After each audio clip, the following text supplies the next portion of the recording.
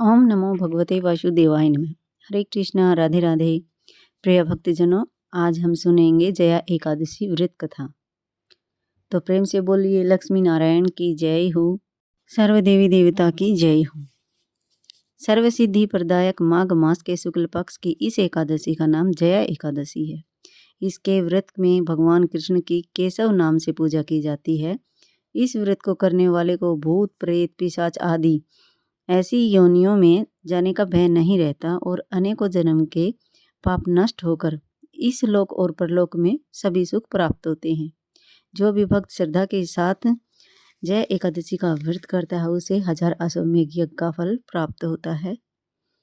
धर्मराज युधिष्ठिर ने भगवान श्री कृष्ण से कहा, हे जनार्दन, आपने माघ मास के कृष्ण पक्ष की षटतिला एकादशी का अत्यंत सुंदर वर्णन किया। अब आप कृपा करके माघ शुक्ला एकादशी का क्या नाम है, व्रत की विधि और उस दिन कौन से देवता का पूजन किया जाता है, विस्तार पूर्वक कहिए। श्री कृष्ण भगवान बोले, हे पांडुपुत्र, इस एकादशी का नाम जया है। इसका व्रत करने से मनुष्य ब्रह्म हत्या आदि पापों से छूटकर स्वर्ग को प्राप्त करता है।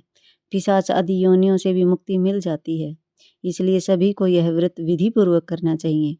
अब मैं तुमको पद्म पुराण की एक कथा सुनाता हूँ। देवराज इंद्र स्वर्ग में राज करते थे और अन्य सभी देवगण सुखपूर्वक स्वर्ग में रहते थे। एक समय इंद्र अपने नंदन वन में अप्सराओं के साथ क्रीड़ा कर रहे थे और गंधर्व गान कर रहे थे।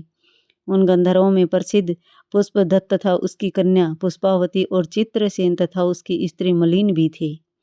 मलिन का पुत्र पुष्पवान और उसका पुत्र माल्यवान भी उपस्थित थे।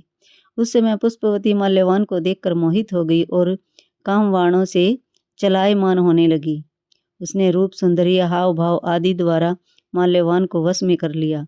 पुष्पवती की सुंदरता को देखकर माल्यवान भी उस पर मोहित हो गया। ये दोनों कामदेव के वश में हो गए थे, परंतु इंद्र के बुलाने पर नृत्य और गायन के लिए आना ही पड़ा। उन्होंने अप्सराओं के साथ गाना शुरू किया, परंतु कामदेव के प्रभाव से उनका मन न लगा और अशुद्ध गायन करने लगे। इनकी भाव भंगिमाओं को देखकर इंद्र ने इनके प्रेम को समझ लिया और इसमें अपना अपमान समझकर दोनों को श्राप दे दिया कि तुम मृत्युलोक में जाकर पिशाच का रूप धारण करो और अपने कर्मों का फल भोगो। इंद्र का श्राप सुनकर ये दोनों अत्यंत दुखी हुए और हिमाचल पर्वत पर पिशाच बनकर अपना जीवन व्यतीत करने लगे। रात दिन में उन्हें एक क्षण भी निद्रा नहीं आती थी। उस स्थान पर अत्यंत सर्दी थी। उनके दांत सर्दी से खटखटा रहे थे। एक दिन पिशाच ने अपनी स्त्री से कहा, न मालूम हमने पिछले जन्म में ऐसे कौन से पाप किए हैं जिससे हमें इतना दुखदायी यह पिशाच योनि प्राप्त हुई है। देवयोग से एक दिन माघ मास के शुक्ल पक्ष की जया नाम की एकादशी आई। उस दिन इन दोनों ने कुछ भी भोजन नहीं किया और न ही कोई पाप कर्म किया। वे दोनों अत्यंत दुखी मन से पीपल के वृक्ष के नीचे बैठे रहे। जब सूर्य नारायण अस्ताचल को चले गए तब रात्रि भर इन दोनों को सर्दी के कारण निद्रा भी नहीं आई। दूसरे दिन प्रातःकाल होते ही इस व्रत और रात्रि जागरण के प्रभाव से इनकी पिशाच देह छूट गई और अत्यंत सुंदर वस्त्रों तथा आभूषणों से अलंकृत होकर दोनों ने स्वर्गलोक को प्रस्थान किया। उस समय आकाश में देवगण तथा गंधर्व उनकी स्तुति तथा पुष्प वर्षा करने लगे। स्वर्ग में जाकर उन दोनों ने देवराज इंद्र को प्रणाम किया। इंद्र ने इनको उनके प्रथम रूप में देखकर अत्यंत चकित होकर पूछा, तुमने अपनी पिशाच योनि से किस प्रकार छुटकारा पाया, सब हाल बतलाओ। यह सुनकर माल्यवान बोले, हे देवेंद्र, भगवान विष्णु की कृपा और जया एकादशी के व्रत के प्रभाव से हमारी पिशाच देह छूटी है।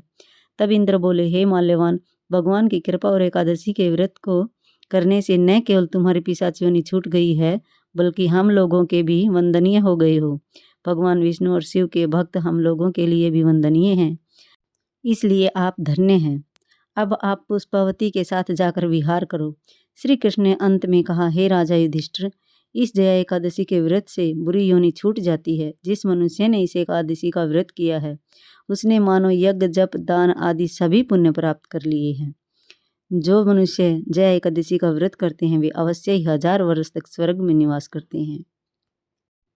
प्रेम से बोलिए राधे कृष्ण की जय हो, लक्ष्मी नारायण की जय हो, सर्व देवी देवता की जय हो। प्रिय भक्तजनों, अगर वीडियो अच्छी लगे तो लाइक करें, शेयर करें और कमेंट में राधे कृष्णा जरूर लिखें।